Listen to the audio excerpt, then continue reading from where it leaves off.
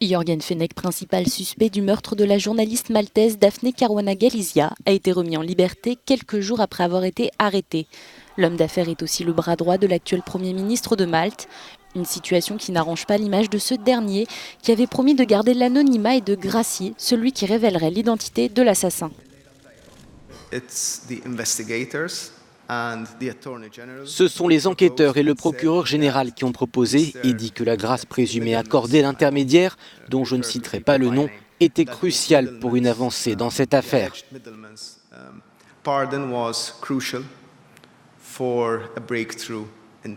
La famille de la victime et l'opposition s'insurgent contre le manque de transparence des autorités et réclament le départ du Premier ministre. Nous ne savons rien, ma famille ne sait rien, les journalistes ne savent rien, les gens ne savent rien. C'est pourquoi nous sommes ici, c'est complètement absurde. Selon des sources judiciaires, il semblerait qu'une partie de l'entourage proche du Premier ministre soit impliquée dans l'affaire. Parmi eux, Kees Schembri, ancien chef de cabinet de Joseph Muscat. Il a été accusé par Fenech d'être le cerveau du meurtre de la journaliste.